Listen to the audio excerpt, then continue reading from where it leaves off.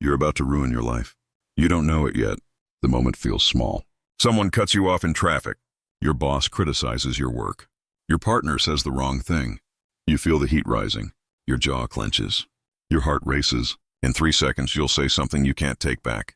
In 3 seconds, you'll destroy something that took years to build. In 3 seconds, you'll prove that you have no control over yourself, unless you pause. What if I told you that between the trigger and your response, there's a window? 90 seconds. That's all. 90 seconds where a chemical storm surges through your body and then naturally dissipates. But here's what nobody tells you. If you react during those 90 seconds, you keep the storm going. For hours, for days, for a lifetime. Most people never learn this. They spend their entire lives as puppets. Someone pulls a string, they dance. Someone pushes a button, they explode. They lose jobs. They destroy marriages. They alienate their children. All because they couldn't master 90 seconds. Here's the question nobody's asking. What if your biggest problem isn't the difficult people in your life? What if it's not your stressful job or your painful past? What if your biggest problem is that you react? And what if you could stop? Picture this. A woman is driving home after a brutal day at work. Her shoulders are tight. Her mind is spinning. She's replaying the argument with her boss. The traffic is hell. She's stuck in the left lane when a silver sedan cuts her off. No signal. She slams the brakes. Coffee explodes across her lap. Hot liquid soaks through her pants, burning her skin. She lays on the horn. Her window goes down. She screams words that would mortify her tomorrow. Her face is crimson. Her hands shake on the wheel. She speeds up, pulls alongside the driver, shoots him a look of pure hatred. He doesn't even glance over. He's on his phone, completely oblivious. This makes her even more furious. She's trembling now. Her heart is hammering like it's trying to escape. She gets home and snaps at her partner. She can't eat. She lies in bed replaying it, imagining revenge, building elaborate scenarios where she makes him understand what he did. Her whole evening is destroyed. Her relationship is strained. Her body is flooded with stress hormones that will take hours to clear. All because someone cut her off in traffic. All because she couldn't pause for 90 seconds. Now here's what neuroscience reveals. That rage she felt, that overwhelming wave, it had a timeline. From the moment the stress hormones flooded her bloodstream to the moment they metabolized and cleared. 90 seconds. If she had done nothing, if she had simply observed the sensation without feeding it, the intensity would have peaked and naturally subsided in less than 2 minutes. But by screaming, by honking, by replaying and feeding the rage with her thoughts and actions, she kept the wave alive for hours. This is happening to you. Maybe not in traffic. Maybe it's in meetings. Maybe it's with your kids. Maybe it's scrolling social media. Maybe it's lying in bed at 2 a.m, replaying an argument from 6 years ago. You're a slave to your reactions, and your reactions are destroying your life piece by piece, moment by moment, relationship by relationship. But here's the promise. You can learn to master that 90-second window. You can develop the power to stand in the middle of an emotional hurricane and not be swept away. You can pause between stimulus and response. And when you do, everything changes. Your relationships deepen. Your career accelerates. Your inner peace becomes unshakable. The chaos continues, but you remain calm at the center. I know this because I learned it the hard way. 5 years ago, I was in a meeting with a potential business partner. We were discussing a deal that would have changed my career. Everything was going well until he made a comment about my previous work. It wasn't even that harsh. He said it lacked a certain polish. That was it. But something in me snapped. My ego felt attacked. Before I could think, I was defending myself. My voice got louder. I started listing all my accomplishments. I criticized his judgment. I saw his face change, saw him pull back, but I couldn't stop. The words kept pouring out like I was watching myself from outside my body, screaming at myself to shut up, but unable to control the flood. The meeting ended politely, but I never heard from him again. The deal died. But worse than that, I had to live with the knowledge that I had destroyed an opportunity with my own mouth. I had handed my power to a fleeting emotion. I had let a 90-second chemical reaction in my brain cost me months of work, and possibly years of growth. That night I made a decision. I would learn to master this. I would learn the power of not reacting. What I discovered is that most of us are living our lives in reactive mode. We're puppets, and our emotions are pulling the strings. Someone says something, we react. Something doesn't go our way, we react. We feel disrespected, we react. We're offended, we react. We're scared, we react. We hand our power over to circumstances, to other people, to the electrical storms in our own nervous systems. And then we wonder why our lives feel chaotic, why our relationships are strained, why we keep making decisions we regret. The counterintuitive truth is this: your biggest power in life is what you don't do. It's the email you don't send when you're angry. It's the argument you don't engage in. It's the reaction you don't give to someone trying to provoke you. It's the pause you create between stimulus and response. That pause, that space, that's where your freedom lives. That's where you reclaim your power. That's what this book is about. Let me start by explaining what's happening in your brain when you react. Your brain is essentially three brains stacked on top of each other. The oldest part, the reptilian brain, is responsible for survival. It's fast, automatic, and it doesn't think. It just acts. When it perceives a threat, real or imagined, it triggers the amygdala. The amygdala is your alarm system. When it gets activated, it floods your body with stress hormones, adrenaline, and cortisol. Your heart rate increases. Your muscles tense. Blood flow moves away from your prefrontal cortex, the thinking part of your brain, and toward your limbs. You're being prepared to fight or run. This all happens in milliseconds. Here's the problem. Your amygdala can't tell the difference between a real threat and a perceived one. It can't distinguish between a tiger jumping out of the bushes and your boss criticizing your work. It can't tell the difference between actual danger and someone cutting you off in traffic. To your amygdala, they're all the same. They're all threats to your survival, so it reacts the same way every time. It hijacks your system. When you're in this hijacked state, your prefrontal cortex goes offline. That's the part of your brain responsible for reasoning, planning, considering consequences, and making wise decisions. It's literally getting less blood flow. This is why you say things in anger that you'd never say when calm. It's why you make terrible decisions when you're emotional. It's not a character flaw. It's neuroscience. Your thinking brain has been temporarily shut down by your survival brain. The good news is this: while the initial trigger is automatic, what happens next is not. You have a choice. You can feed the reaction or you can observe it. You can pour gasoline on the fire or you can let it burn itself out. This is where the 90-second rule comes in. Jill Bolt Taylor, a brain scientist who had a stroke and studied her own recovery, discovered something remarkable. When an emotion is triggered, the chemical component of that emotion has a lifespan of about 90 seconds. The stress hormones surge through your body. They peak, and then they begin to metabolize. 90 seconds from trigger to clearing. That's it. But here's the key. That only happens if you don't keep triggering it. If you ruminate on it, if you build a story around it, if you act on it, you keep re-triggering the response.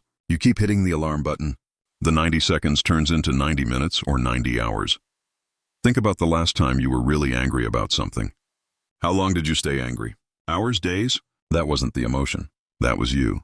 Re-triggering the emotion over and over by replaying the story, by imagining revenge, by building a case in your mind. You kept ringing the alarm bell.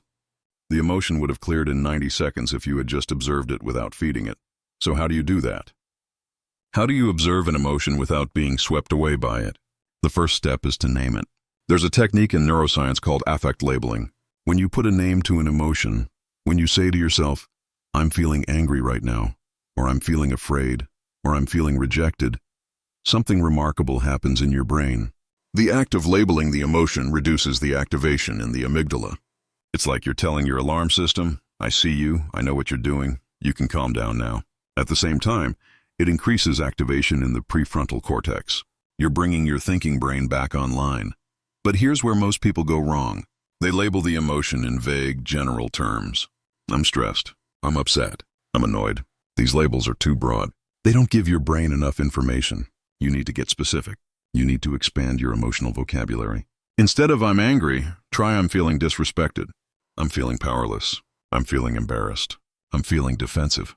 The more precise the label, the more effective it is at calming the amygdala. Let me give you an example.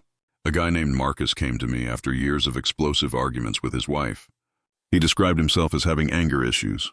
But when we dug deeper, we discovered that what he labeled as anger was actually a cocktail of different emotions. Sometimes he was angry because he felt disrespected.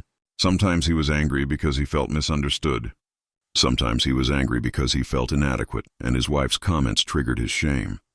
By learning to name the specific emotion underneath the anger, he could address the real issue instead of just exploding. When he felt disrespected, he could say, "I need you to speak to me differently." When he felt misunderstood, he could say, "Let me clarify what I meant."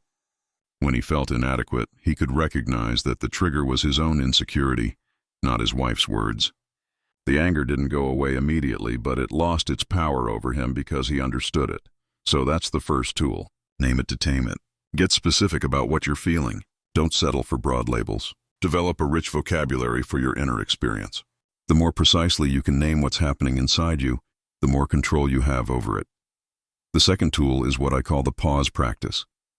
This is a set of techniques you can use to interrupt the reactive pattern in real time. The goal is to install a circuit breaker in your nervous system.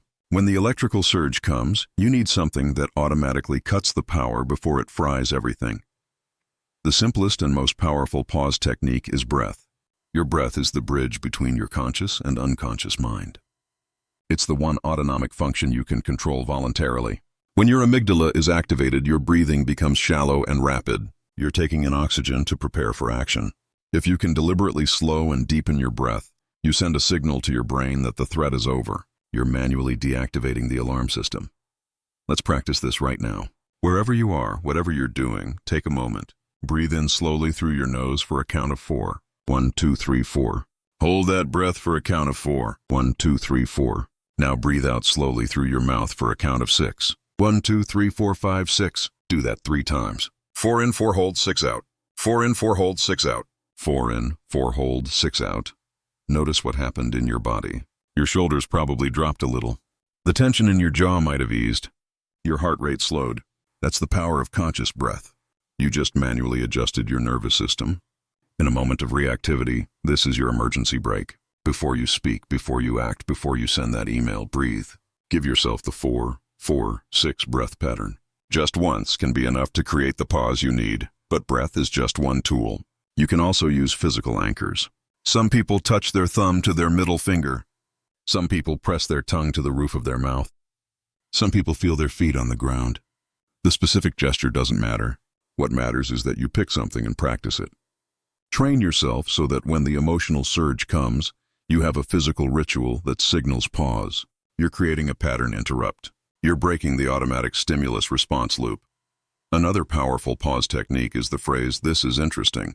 When you feel yourself getting triggered, when the emotion is rising, say to yourself, "This is interesting. I'm feeling really activated right now. This is interesting." This phrase does something subtle but profound. It shifts you from participant to observer. Instead of being the emotion, you're watching the emotion. You're stepping back from the experience just enough to create space. And in that space, you can choose. Now, I need to be honest with you. None of these techniques will work if you don't practice them when you're calm. You can't learn to swim in a hurricane. You have to practice in still water first. This means you need a daily practice. Every morning, before the world starts making demands on you, spend 5 minutes doing conscious breathing. Practice the pause ritual. Rehearse the phrases you'll use. Build the neural pathways when your prefrontal cortex is fully online, so that when the storm comes, the pathways are already there. Here's what that daily practice might look like. You wake up. Before you check your phone, before you start your day, you sit for 5 minutes. You do 10 rounds of the 4-4-6 breath. You practice your physical anchor. You say your pause phrase out loud. Then you mentally rehearse. You think about the situations that typically trigger you. You visualize the trigger happening, and you visualize yourself pausing instead of reacting. You see yourself taking the breath. You see yourself naming the emotion. You see yourself choosing your response instead of being hijacked. This mental rehearsal is not optional. This is how you rewire your brain. This is how you install the circuit breaker. After a week of daily practice, you start bringing it into your life. You make a commitment. For the next 7 days, whenever you notice yourself getting triggered, you're going to pause. You're not trying to control the outcome of the situation. You're not trying to suppress your emotions. You're just practicing the pause. Breathe. Name the emotion. Use your anchor. That's it. Then you can react if you want. But you're going to pause first. What you'll discover is that the pause itself changes everything. Sometimes after the pause, you'll still choose to speak up or take action. But it will be a response instead of a reaction. It will come from a place of clarity instead of a place of hijack. Other times, after the pause, you'll realize the trigger wasn't worth your energy. The urge to react will pass and you'll move on. The situation that would have consumed your whole day will dissolve in 90 seconds. Let me tell you about Sarah. She was a project manager at a tech company. and she was constantly triggered by her coworker, James. Every meeting, he would undermine her ideas. He'd roll his eyes when she spoke. He'd interrupt her. He'd reframe her suggestions as his own. Sarah would go home every night furious. She'd vent to her partner. She'd replay the conversations. She'd imagine herself confronting him. It consumed her. It affected her sleep, her mood, her performance. When Sarah started practicing the pause, everything shifted. One day, James interrupted her in a meeting. She felt the familiar surge of rage. Her face got hot. Her jaw clenched. But instead of snapping at him or shutting down, she took a breath. She pressed her thumb to her middle finger under the table. She said to herself, "I'm feeling disrespected and angry. This is interesting." The pause lasted maybe 5 seconds. Then she continued speaking calmly, as if the interruption hadn't happened. She simply said, "I'm going to finish my thought, James, and then I'd love to hear your input." James looked surprised. He actually stopped talking. Sarah finished her point. The meeting continued.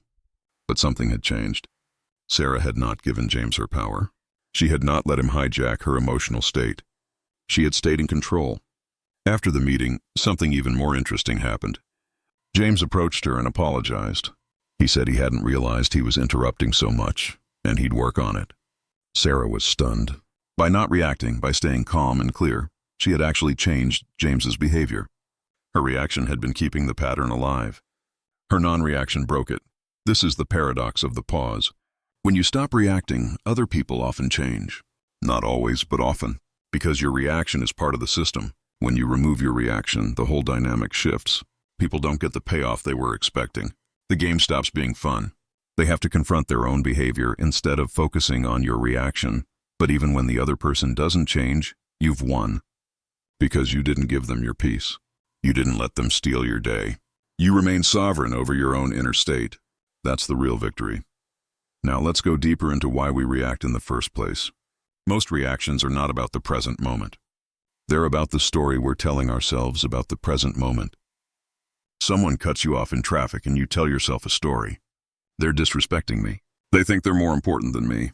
They're a terrible person. That story creates the emotion, and the emotion drives the reaction. But what if the story isn't true? What if they didn't even see you?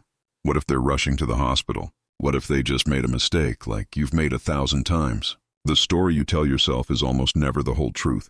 It's a simplification, a guess, an interpretation filtered through your fears and insecurities and past experiences.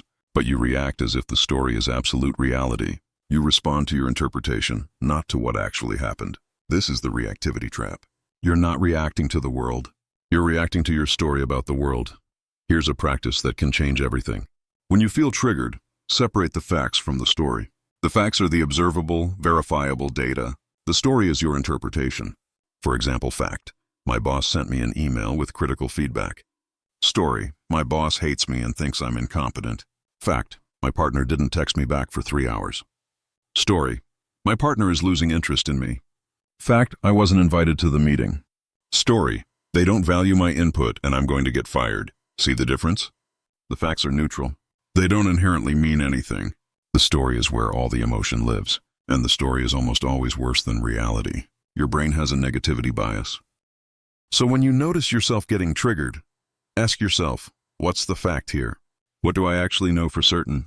Then ask, what's the story I'm telling myself? Once you separate the two, you can evaluate the story. Is it definitely true? Could there be other explanations? And here's the magic question. What would I do differently if I wasn't sure the story was true? Let's say your partner snaps at you when you ask about their day. Fact: they spoke to me in a sharp tone. Story: they're angry at me, I did something wrong, they don't love me anymore. But what if the story isn't true? What if they're just stressed about work? What if they have a headache? What if they're worried about a sick parent? If you react to the story, you might snap back, and now you're in a fight. If you separate the fact from the story, you might say, hey, you seem stressed. Is everything okay? Totally different outcome. Same fact, different story, different response. This is not about being naive or ignoring real problems. If your partner is consistently disrespectful, that's a real issue that needs to be addressed. But you address it from a place of clarity, not from a place of reaction. You address the pattern, not the individual moment. You address it when you're calm, not when you're triggered. The pause gives you the space to see the difference. I want you to think about a recent situation where you reacted strongly to something. Got it? Now replay it in your mind, but this time separate the facts from the story. What actually happened? What did you make it mean? Write this down if you can. Facts on one side, story on the other. Look at your story. Is it definitely true? What other explanations could there be? How would you have responded differently if you hadn't been so attached to your story? This practice is uncomfortable because it forces you to confront how much of your suffering is self-created. It's not that the facts don't matter. It's that your story about the facts is often causing more pain than the facts themselves. And unlike the facts, you have control over your story. You can question it. You can revise it. You can choose a different interpretation. That's power. Let's talk about strategic silence. This is one of the most underrated tools in the non-reaction toolkit. In many situations, the most powerful thing you can do is say nothing at all. Silence is not passive. Silence is not weak. Strategic silence is a choice. It's an active decision not to engage, and it can be devastatingly effective. Think about a time when someone was trying to provoke you. Maybe they were criticizing you, baiting you, trying to get a reaction. What they wanted was your engagement. They wanted you to defend yourself, to argue, to get emotional. Your reaction was the payoff. If you react, they win. They got what they wanted. They got your energy, your attention, your power. But what if you said nothing? What if you just looked at them calmly and stayed silent? The game ends. They don't get their payoff. The dynamic shifts. Silence makes people uncomfortable. When you don't react, they don't know what to do. They have to sit with their own words. They have to confront their own behavior. Often they'll backtrack. They'll soften. They'll reveal more than they intended. Silence creates space for truth to emerge. It also protects you. When you're silent, you can't say something you'll regret. You can't escalate the situation. You maintain your dignity and your power. But strategic silence is not the same as shutting down or stonewalling. Stonewalling is when you withdraw emotionally, when you refuse to engage as a form of punishment. That's a reaction, just a passive-aggressive one. Strategic silence is different. You're present. You're listening. You're just choosing not to respond in the moment. You might say something later, after you've had time to process, or you might decide the situation doesn't warrant a response at all. Either way, you're in control. Here's an example. A guy named David worked with a colleague who constantly made passive-aggressive comments. If David shared a success, the colleague would say something like, "Must be nice to have such easy projects." If David made a mistake, the colleague would say, "I guess some people just aren't cut out for this kind of work." For months, David would react. He'd defend himself. He'd point out the colleague's mistakes. He'd get into little verbal sparring matches. It was exhausting, and it was making David look bad in front of their boss. Then David tried strategic silence. The next time the colleague made a snide comment, David just looked at him, smiled slightly, and said nothing. The silence lasted maybe 3 seconds. It felt like an eternity to David, but he held it. The colleague looked uncomfortable. He laughed nervously and said, "I'm just kidding, man." David nodded and went back to his work. The colleague never made another comment. The game wasn't fun anymore. Strategic silence is especially powerful in negotiations and conflicts. When someone makes an unreasonable demand or says something inflammatory, your first instinct might be to argue or explain. But try this instead. Say nothing, just wait. Let them sit with what they said. Often they'll fill the silence themselves. They'll negotiate against themselves. They'll soften their position. They'll reveal their true concerns. Silence gives you information. It gives you power. It gives you time. There's a caveat here. Strategic silence doesn't mean you never speak up. It doesn't mean you tolerate abuse or injustice. It means you choose when and how to engage. You don't react reflexively. You respond strategically. Sometimes the strategic response is to speak firmly and clearly. Sometimes it's to remove yourself from the situation. Sometimes it's to say nothing and observe. The key is that you're choosing, not reacting. Now let's talk about ego. This is where the deepest work happens. Most of our reactions are ego-driven. They're not about the present moment. They're about protecting our sense of self, our identity, our image.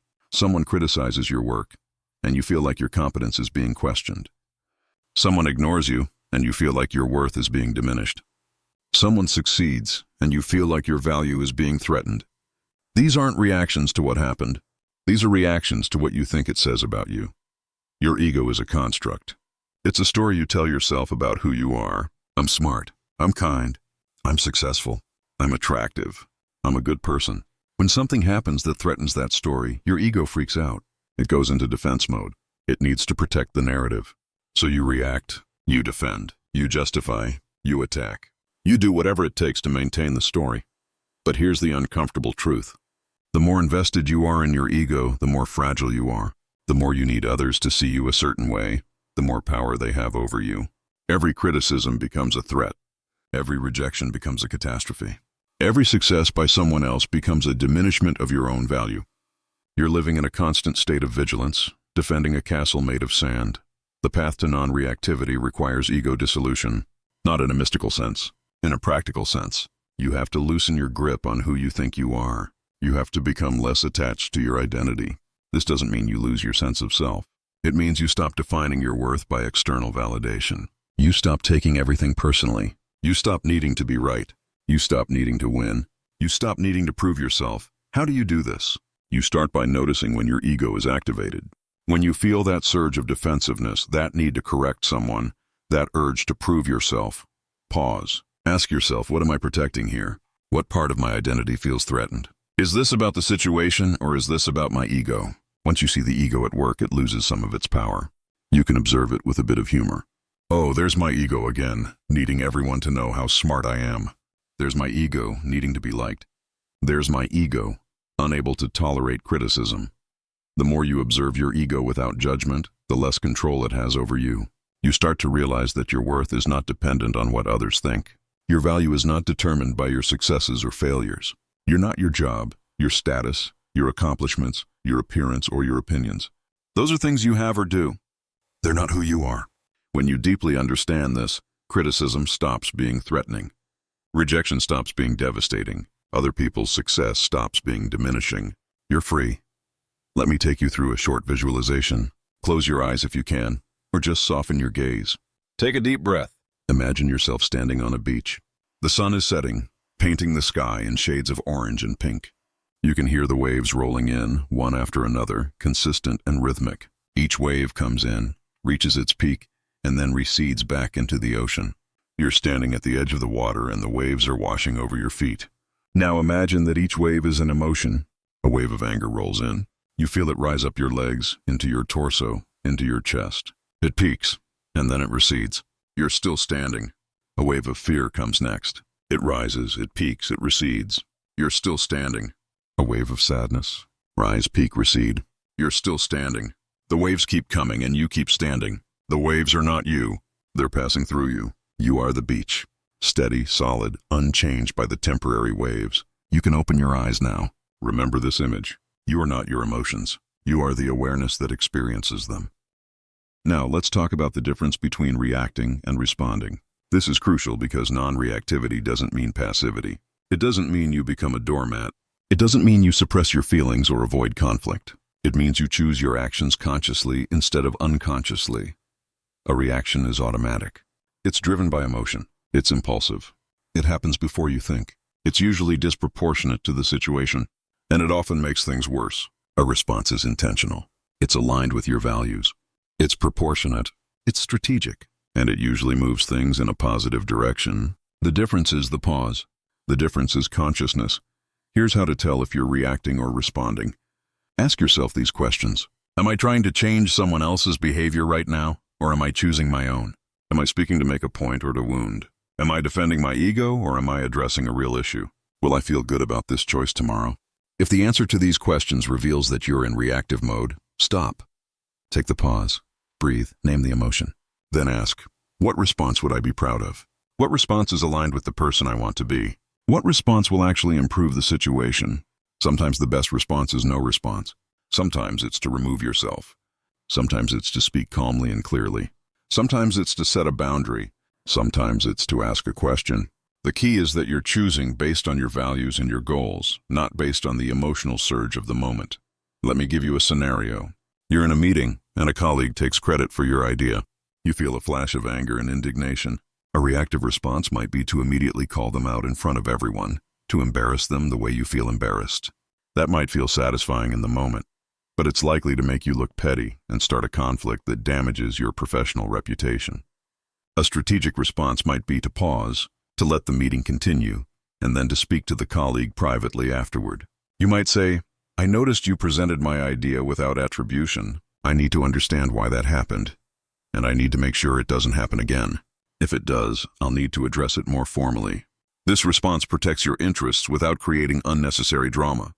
It's firm, clear, and proportionate. Or let's say your partner says something hurtful during an argument. You feel wounded. A reactive response might be to say something equally hurtful back, to escalate the fight. A strategic response might be to say, I need to pause this conversation. What you just said really hurt me, and I need some time to process it before we continue. We can talk about this later when we're both calmer.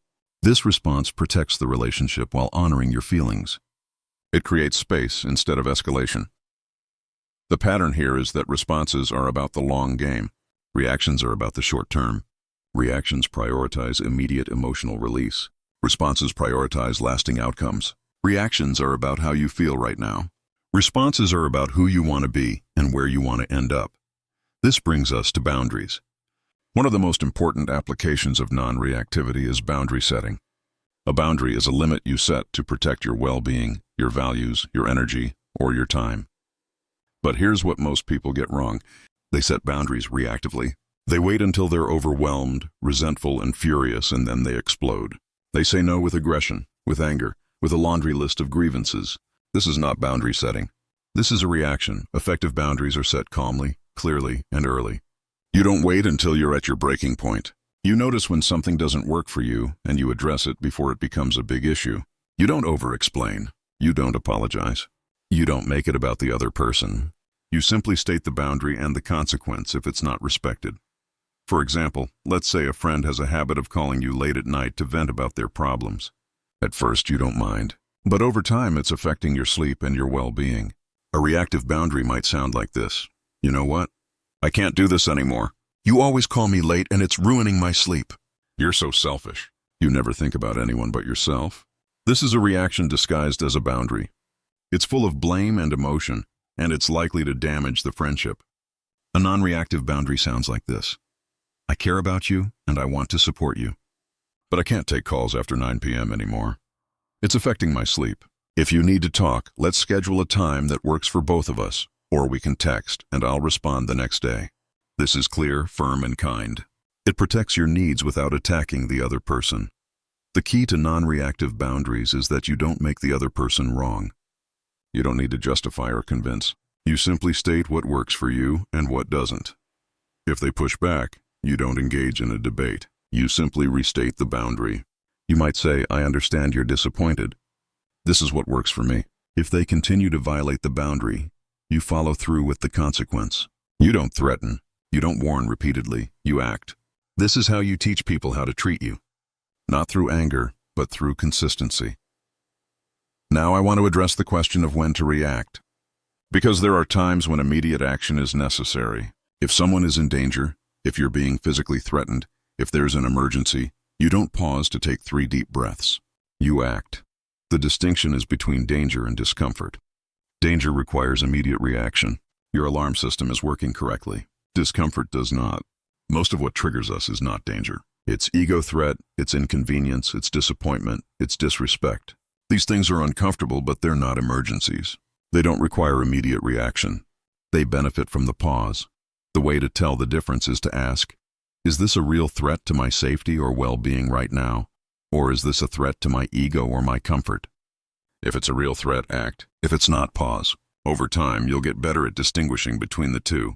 Your nervous system will recalibrate. The things that used to feel like 5 alarm fires will register as minor blips. You'll develop a more accurate threat assessment system. There's also the question of healthy assertion versus destructive reaction. Sometimes you need to stand up for yourself. Sometimes you need to speak firmly. Sometimes you need to express anger. The difference is whether you're doing it consciously or unconsciously. Are you asserting yourself from a place of clarity and self-respect, or are you lashing out from a place of wounded ego? Are you expressing anger to communicate a boundary, or are you expressing anger to punish and control? The pause helps you tell the difference. Let's bring all of this together into a daily practice, because knowing these concepts is not enough. You have to integrate them into your nervous system. You have to train your brain the way you'd train your body. This requires consistency, repetition, and patience. You're not going to master non-reactivity overnight. You're rewiring patterns that have been in place for decades. But every day you practice, you're building new neural pathways. You're creating new defaults. Here's a simple daily practice that will change your life if you commit to it for 30 days. Every morning, before you do anything else, sit for 5 minutes. Set a timer so you're not watching the clock. Start with breath work. Do 10 rounds of the 4-4-6 breathing. 4 seconds in, 4 seconds hold, 6 seconds out. This is not just a calming technique. You're training your nervous system to respond to your conscious direction. You're proving to yourself that you can regulate your internal state. After the breath work, practice your pause anchor.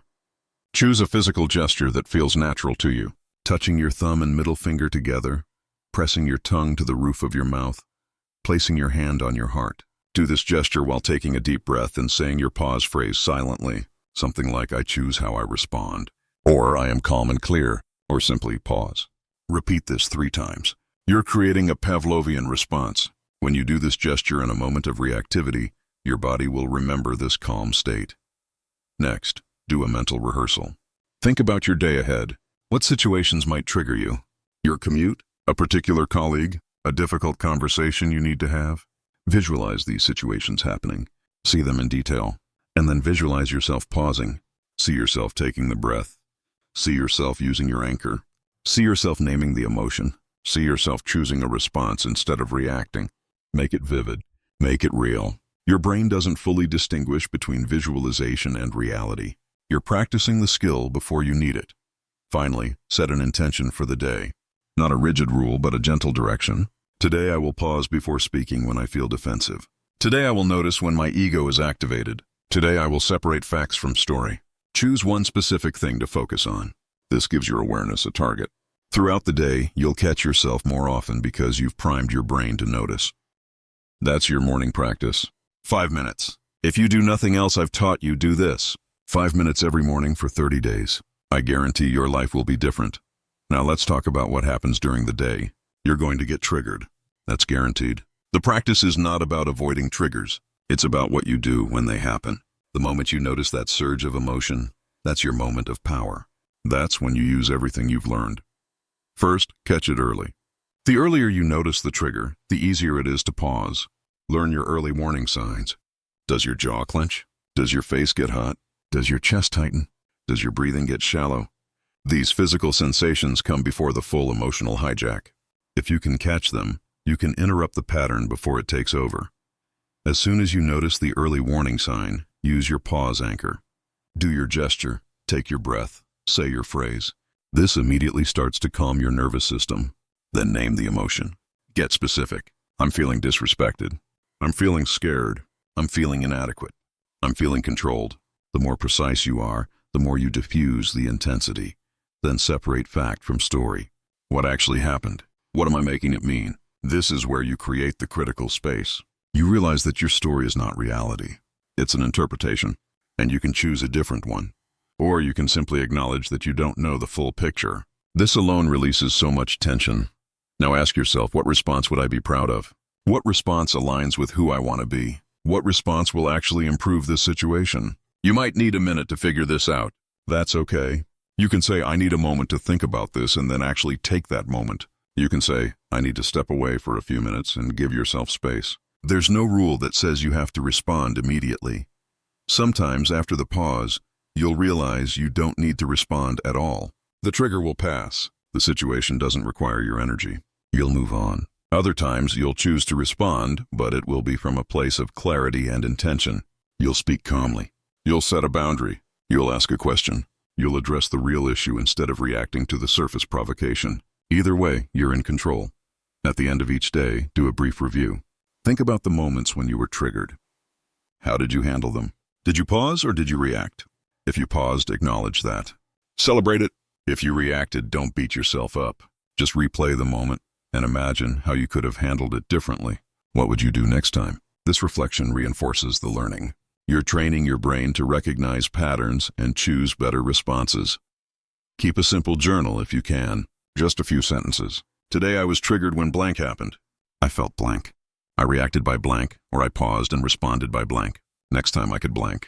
This practice of reflection accelerates your growth exponentially. You're not just reacting and forgetting. You're learning from every experience. Now I want to give you a structured 30-day roadmap. This is not a rigid program. It's a framework that builds your non-reactive capacity progressively. Each week focuses on a different layer of the practice. Each day introduces a micro-challenge that's small enough to be manageable, but significant enough to create change. Week 1 is about awareness. You're not trying to change your reactions yet. You're simply becoming conscious of them. Day 1. Your only job is to notice 3 times during the day when you feel triggered. Just notice. You don't have to do anything about it. Just observe. Oh, I'm triggered right now. Day 2. When you notice the trigger, name the physical sensation. My chest is tight. My jaw is clenched. My face feels hot. Day 3. When you notice the trigger, name the emotion as specifically as you can. I'm feeling dismissed. I'm feeling inadequate. I'm feeling controlled. Day 4. Practice the fact versus story separation once. Pick one trigger from your day and write down the fact versus your interpretation. Just one. Day 5. Notice your early warning signs. What happens in your body right before you react? Does your breathing change? Do your hands tense? Do you feel heat rising? Day 6. Track your recovery time. After you react, how long does it take you to calm down? 5 minutes? An hour? All day? Just observe. Day 7 is review day. Look back at the week. What patterns did you notice? What are your most common triggers? What are your most common reactions? Write this down. Week 2 is about interruption. You're learning to catch the reaction before it fully takes over. Day 8, use your breath anchor 3 times. Anytime you notice a trigger, even a small one, do 1 round of 4-4-6 breathing. Day 9, practice your physical anchor. Choose your gesture and use it 3 times when you feel activated. Day 10, combine breath and anchor. When triggered, do both. Breathe and use your gesture simultaneously. Day 11, practice strategic silence. One time today, when you feel the urge to react verbally, say nothing instead. Just observe what happens. Day 12, delay your response. When someone asks you something or says something triggering, say, "Let me think about that," or "Give me a moment." Create a gap. Even 10 seconds counts. Day 13, practice the phrase, "This is interesting." 3 times today, when you feel triggered, say this silently to yourself. Notice how it shifts your perspective. Day 14 is review and integration. Look back at week 2. Which interruption technique worked best for you? Which felt most natural? That's the one you'll lean on as your primary tool. Write it down. Commit to it. Week 3 is about response design. Now you're consciously choosing how you respond instead of reacting automatically. Day 15. Before you respond to one triggering situation, ask yourself, what outcome do I actually want here? Let that guide your response. Day 16. Practice the pause and clarify. When someone says something that triggers you, pause and then ask a clarifying question instead of reacting. What do you mean by that? Can you say more? Help me understand. Day 17. Practice boundary setting without anger. One time today, say no to something or set a limit, but do it calmly and clearly. No justification, no apology. Just a simple statement. Day 18. Separate the person from the behavior. When someone does something that bothers you, address the specific behavior without attacking their character. Instead of "You're so inconsiderate," try, "When you arrive late without letting me know, I feel disrespected. Can we agree on a different approach?" Day 19. Practice the strategic question. When someone is trying to provoke you or make you defensive, respond with a genuine question instead of a defense. What makes you say that? What would you do differently? This shifts the dynamic entirely. Day 20. Choose non-engagement. One time today, when someone tries to pull you into drama or conflict, simply don't engage. Change the subject, physically leave, or give a neutral response and move on. Day 21 is review and adjustment. Look at your week. Which responses felt most effective? Which situations are still challenging? What do you need to practice more? Adjust your approach based on what you're learning about yourself. Week 4 is about integration and resilience. You're building this into your identity. Day 22. Handle a difficult conversation using everything you've learned. Prepare in advance. Know your triggers. Plan your pauses. Set your intention. Execute. Day 23. Practice non-reactivity with someone you love. Close relationships are often where we're most reactive. Choose one interaction with your partner, child, or close friend and bring your full presence and non-reactivity to it. Day 24. Apply non-reactivity to yourself. Notice when you're being self-critical or harsh with yourself. Pause. Observe the self-judgment without feeding it. Respond to yourself with the same compassion you'd offer a friend. Day 25. Practice in a high-stress environment. This might be a busy workday, a challenging meeting, or a stressful errand. Bring your tools into the chaos and see how they hold up. Day 26. Teach someone else one concept from this practice. When you teach, you deepen your own understanding. Share the 90-second rule or the pause technique with someone you trust. Day 27. Notice your progress. Compare how you handle triggers now versus how you handled them 30 days ago. Write down the specific changes you see. Day 28. Identify your remaining challenge areas. Where are you still reactive? What situations still hijack you? These are your edges. These are where the deepest growth happens. Day 29. Design your maintenance practice. What daily habits will you continue after these 30 days? What weekly reviews will you do? How will you prevent backsliding? Write out your plan. Day 30 is celebration and commitment. You've built new neural pathways. You've proven to yourself that you can change. Acknowledge this, and then recommit. This is not a 30-day project. This is a lifetime practice. But now you have the foundation. Let me tell you about Elena. She was a surgeon, brilliant and accomplished, but her reactivity was destroying her career. In the operating room, when something went wrong, she would snap at her team. She'd criticize harshly. She'd make people feel small. Her technical skills were impeccable, but her team dreaded working with her. Several nurses requested transfers. Her reputation was suffering.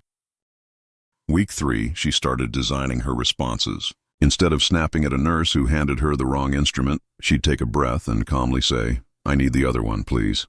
Instead of criticizing a resident's technique in front of everyone, she'd make a note to discuss it privately later. Week 4, something remarkable happened. Her team started relaxing around her. The tension in the operating room decreased. People started speaking up more, asking questions, offering suggestions. The quality of care improved because the team could function better. 6 months later, Elena told me that learning non-reactivity saved her career. But more than that, it saved her soul. She realized she'd been carrying so much unnecessary stress, so much defensiveness, so much need to prove herself. The pause gave her permission to be human, to make mistakes, to not have all the answers, to work collaboratively instead of dominantly. She was still an excellent surgeon. She was just no longer a tyrant. Now let's talk about relapse, because it will happen. You'll have days or weeks where you fall back into old patterns. You'll react in ways you thought you'd moved past. This is not failure. This is part of the process. The question is not whether you'll relapse. The question is what you'll do when you do. First, recognize the warning signs of relapse. You're sleeping less. You're skipping your morning practice. You're feeling overwhelmed or resentful. You're starting to think, I don't have time for this pause stuff, I just need to get things done. These are red flags. Your old patterns are trying to reassert themselves. When you notice these signs, don't wait. Intervene immediately, go back to basics. For 3 days, do nothing but the morning 5-minute practice and the evening review. Don't worry about perfect execution throughout the day. Just anchor yourself in the morning and reflect in the evening. This usually resets the pattern. If you're in a particularly high-stress period, shorten the practice but don't eliminate it. 2 minutes is better than 0 minutes. The key is consistency, not duration. Second, identify your relapse triggers.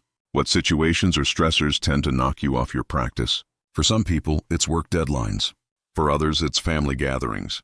For others, it's lack of sleep or poor health. Know your vulnerabilities. When you see those situations coming, prepare in advance. Recommit to your practice.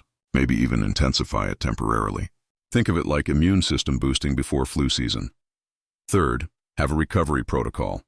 When you notice you've been reactive for several days, don't spiral into shame. That just makes it worse. Instead, do this.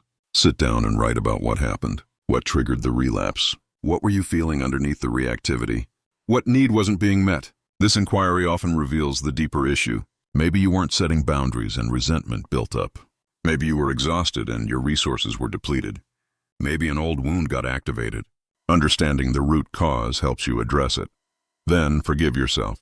Literally say out loud, I forgive myself for reacting. I'm learning. I'm human. This is part of the process. Self-compassion is not optional. It's essential. Without it, you'll give up. With it, you'll keep going. Finally, make one small commitment for the next day. Just one thing. Tomorrow I will pause before responding to emails. Tomorrow I will use my breath anchor 3 times. Start small. Build momentum. Let me give you another example.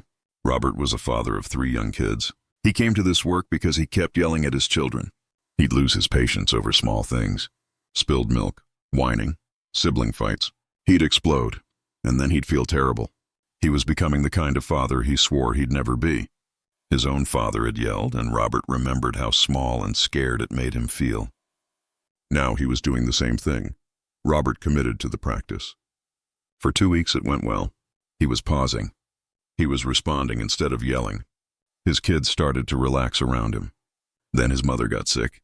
He had to help coordinate her care while working full-time in parenting. The stress was overwhelming. One evening, his 6-year-old knocked over a full glass of juice at dinner. It went everywhere. Robert exploded. He yelled. He said harsh things. His daughter started crying. His wife gave him a look. Robert left the room furious at himself. That night, he wanted to quit. He thought, I'm never going to change. This doesn't work. But instead of quitting, he did his recovery protocol. He wrote in his journal. He realized he was completely depleted. He hadn't slept properly in a week. He'd skipped his morning practice multiple times.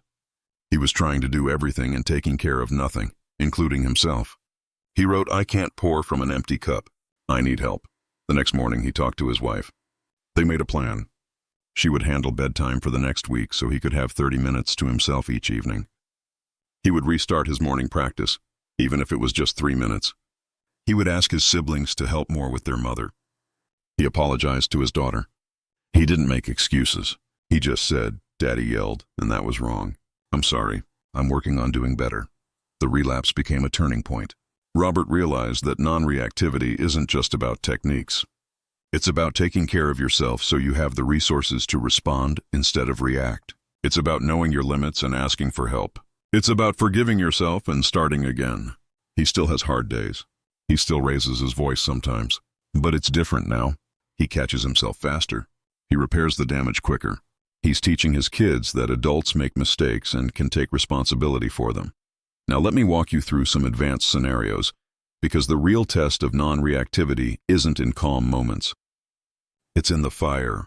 Let's start with criticism at work. Imagine you're in a meeting and your boss criticizes a project you've been working on for months. She says it's not meeting expectations and needs to be completely revised. You feel your face flush. Your chest tightens. Your mind starts racing with defensive thoughts. She doesn't understand the constraints I was working with.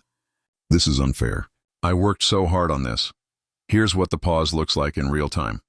You feel the heat in your face. That's your early warning sign. Instead of speaking immediately, you take a breath. Silently, you do a quick 4-count inhale. You press your thumb to your middle finger under the table. You say to yourself, I'm feeling attacked and defensive. This is interesting. The whole process takes maybe 5 seconds. Now you have choices. You could say, thank you for the feedback. Can you help me understand specifically what's not meeting expectations so I can address it? This is a response. It's calm, it's open, and it moves things forward. Or you could say, I appreciate you sharing this. I'd like some time to process it and come back with a plan. Can we schedule a follow-up? This creates space for you to think without the emotional charge. Or you could say, I hear your concerns. I was working within certain constraints that may not be visible. Can we discuss those? This addresses a potential misunderstanding without being defensive. Notice that none of these responses are about defending your ego or proving you're right. They're about understanding the situation and finding a solution. The pause allowed you to shift from my ego is under attack to how do I address this productively. This is the power of non-reactivity. You're not suppressing your feelings. You're not pretending criticism doesn't hurt. You're just not letting the hurt drive your response. Here's another scenario. You're in a relationship and your partner says something that triggers a deep wound. Maybe they say, you're just like your mother. Or, you never follow through on anything. Or, I don't know if I can trust you anymore. These statements hit hard because they touch on your core insecurities. They feel like attacks on your identity. The reactive response is to attack back, to defend, to bring up their flaws, to escalate. You're just like your father. You're the one who can't be trusted. This is how marriages die. Small wounds become big ones. Big ones become fatal ones. The pause looks like this. Your partner says the triggering thing. You feel the emotional wave surge. You want to lash out. Instead, you take a breath. You use your anchor. You name the emotion. I'm feeling deeply hurt and attacked. I want to hurt them back. Then you separate fact from story. Fact, my partner said these words. Story, they hate me, they want to hurt me, this relationship is over. You realize you don't actually know what they meant. You don't know what they're feeling underneath. So you respond with curiosity instead of attack. You say, that really hurt. Help me understand what you mean. Or you say, I need to pause this conversation. What you said touched something deep. and I need a few minutes before I can talk about it productively.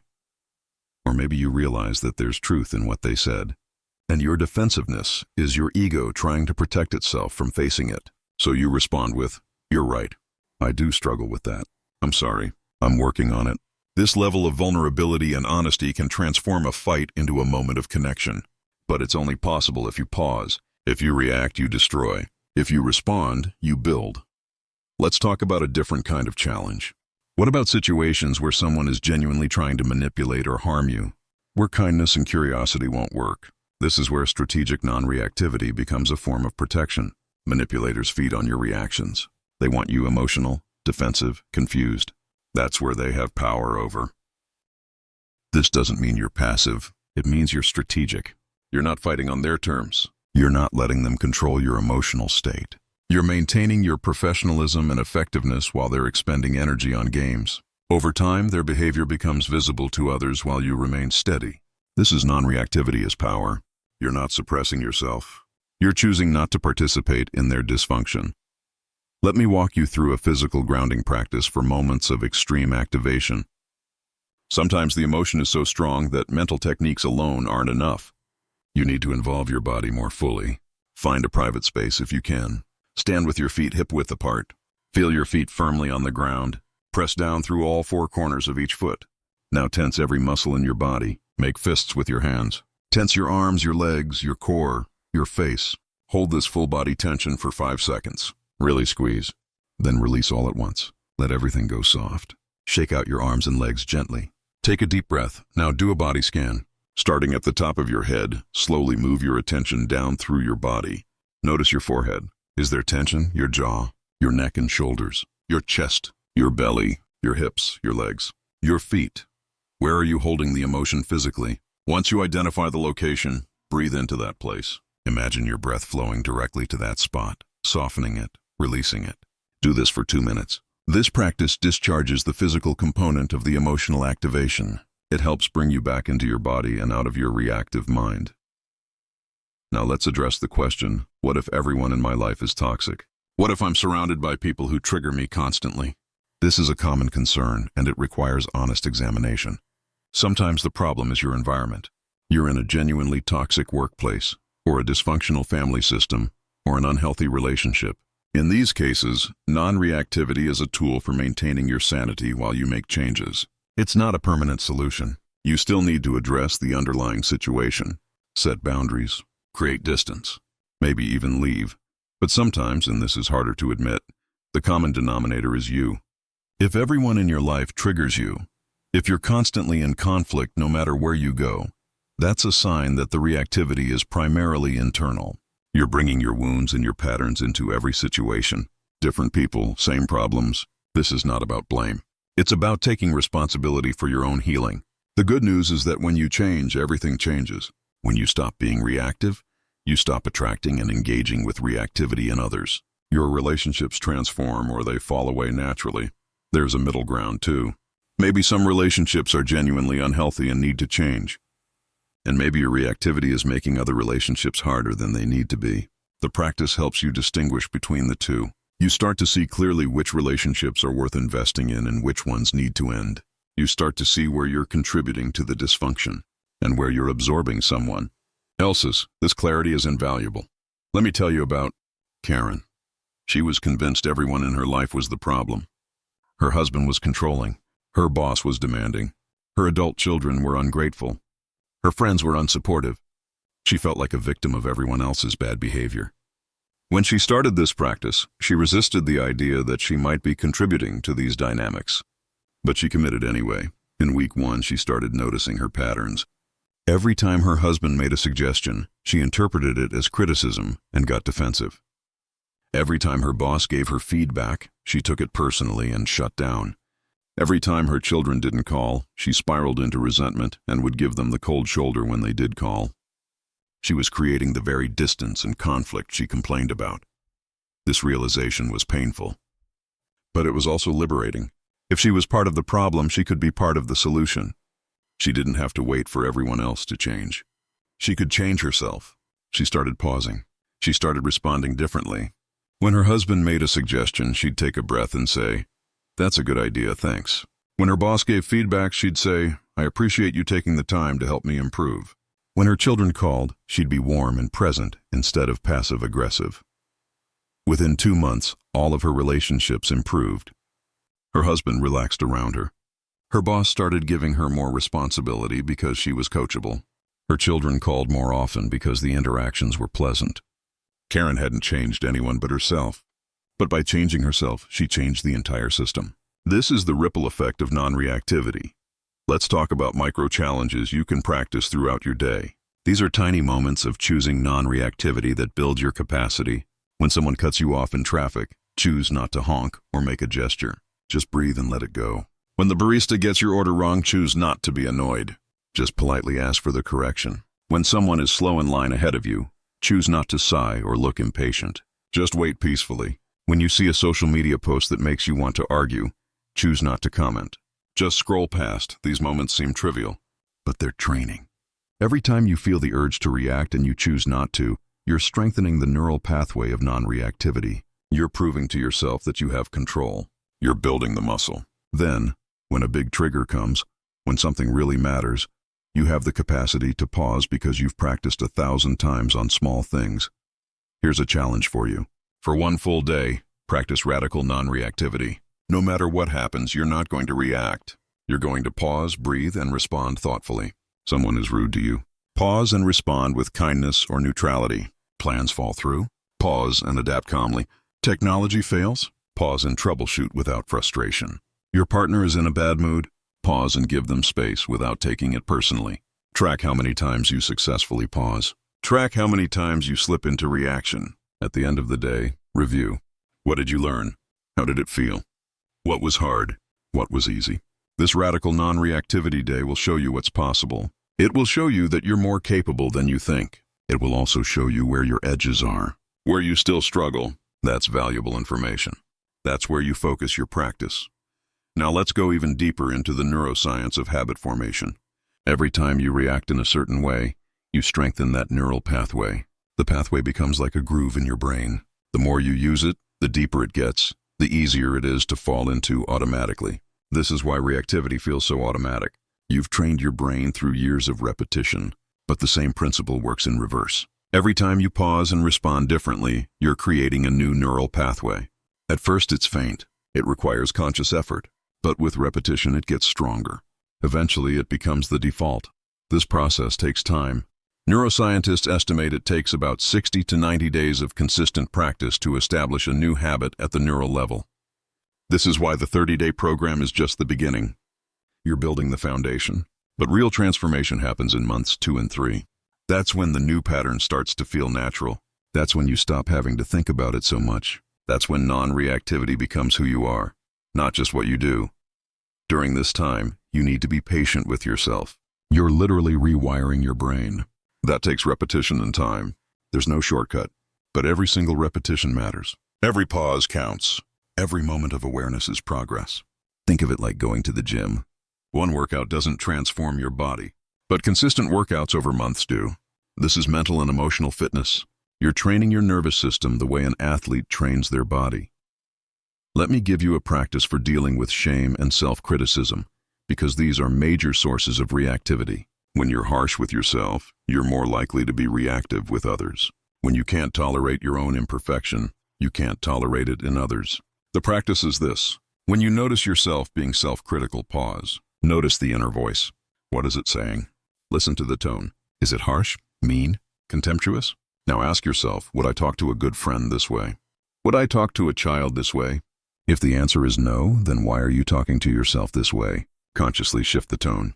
Speak to yourself the way you'd speak to someone you love who's struggling. What would you say? You'd probably say something like, "This is hard and you're doing your best. You made a mistake and that's okay. You're learning. You're human." Say these things to yourself, out loud if possible. This might feel awkward or false at first. That's okay. You're creating a new pattern. Your self-talk is a habit and habits can change. After the conversation, do a post-game analysis. What went well? Where did you pause successfully? Where did you react? What would you do differently next time? This combination of pre-game and post-game work accelerates your learning dramatically. You're not just living through situations randomly. You're actively learning from them. Let's talk about non-reactivity in the context of social media and technology. These platforms are designed to trigger reactivity. They profit from your emotional engagement. Outrage drives clicks. Conflict drives comments. You're being manipulated by algorithms that have studied human psychology and know exactly how to hijack your attention and your emotions. Recognizing this is the first step. Here's a practice. Before you open social media, set an intention. I'm going to observe my reactions without acting on them. I'm going to scroll with awareness. Then, as you scroll, notice what triggers you.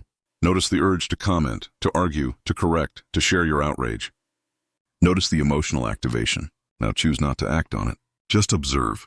Feel the urge arise and pass. This is incredibly difficult because the design of these platforms is to make the action immediate and easy. The comment box is right there. The share button is one tap, but your pause is more powerful than their design. Try this challenge. For 1 week, scroll without engaging. You can read, you can watch, but you don't comment, don't share, don't react. Just observe. See what happens to your emotional state. Most people find that their anxiety decreases dramatically. The constant low-level activation subsides. They realize how much energy they were spending on things that don't actually matter. This doesn't mean you never engage on social media again. It means you engage consciously, not reactively. You choose when and how to participate, instead of being pulled in by every trigger. Now let's address a question I get often. What about injustice? What about situations where reaction seems morally required? If you see someone being harmed, if you witness discrimination, if you encounter cruelty, isn't non-reactivity the same as complicity?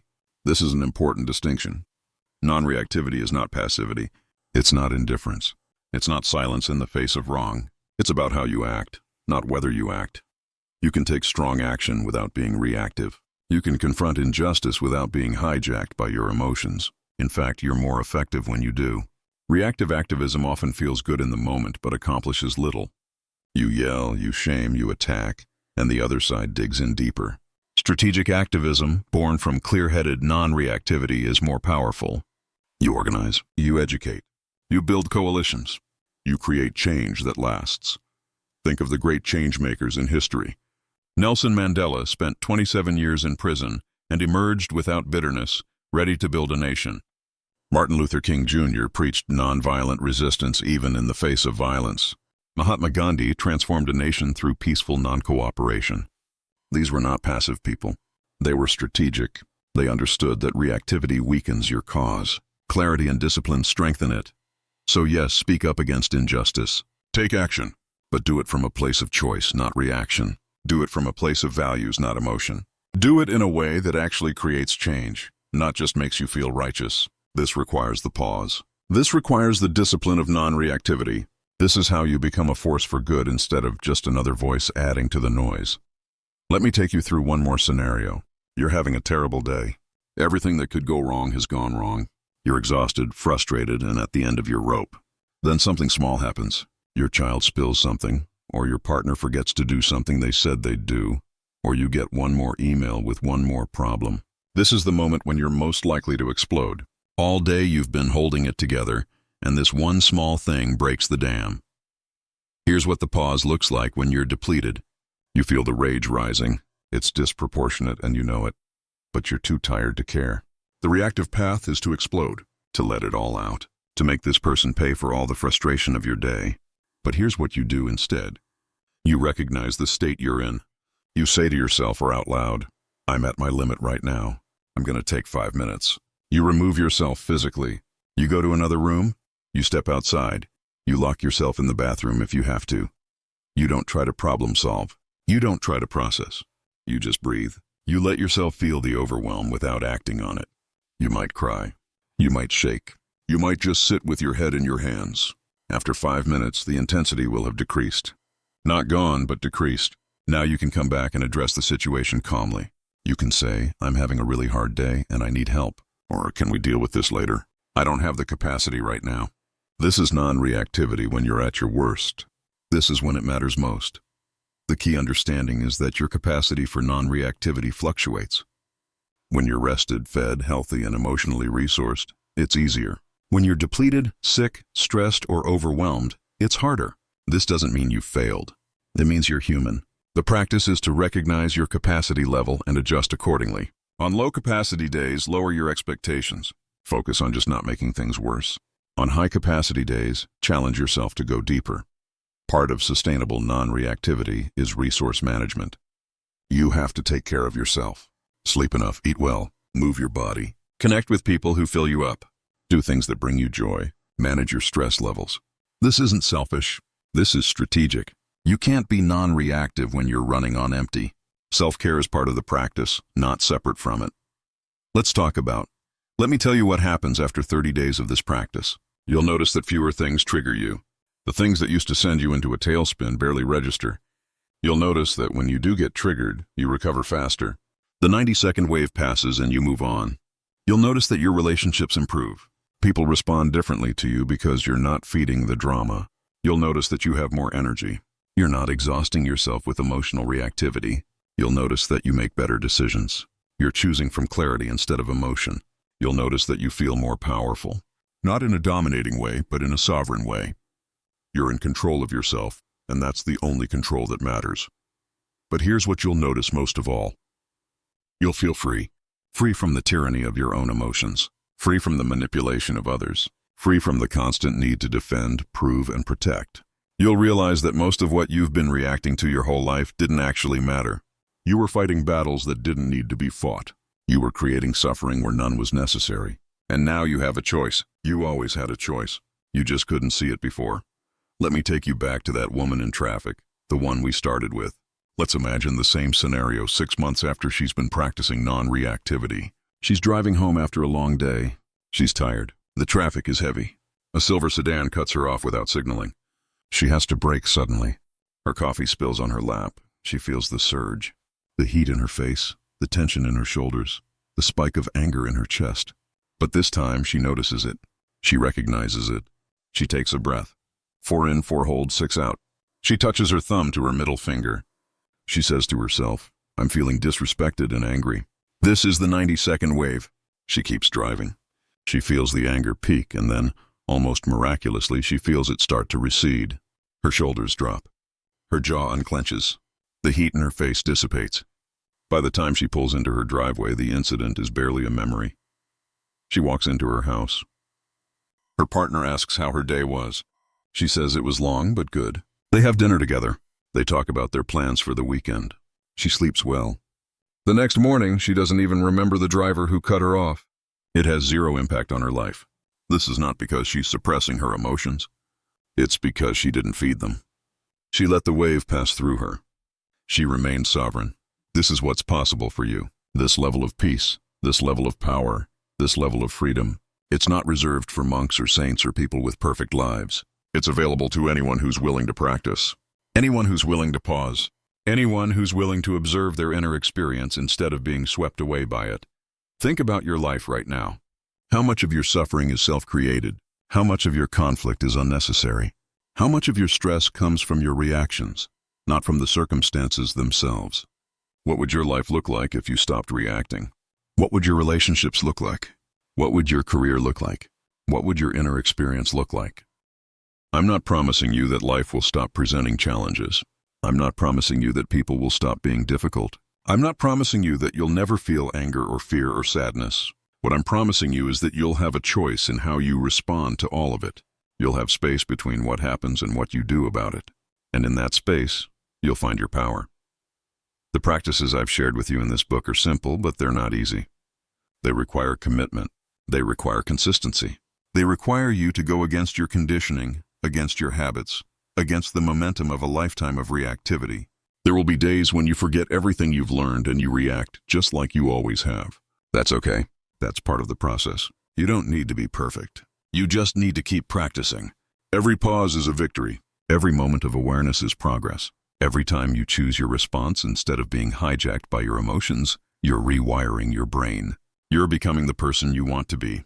Let me leave you with one final practice. Right now, wherever you are, take a moment to ground yourself in your body.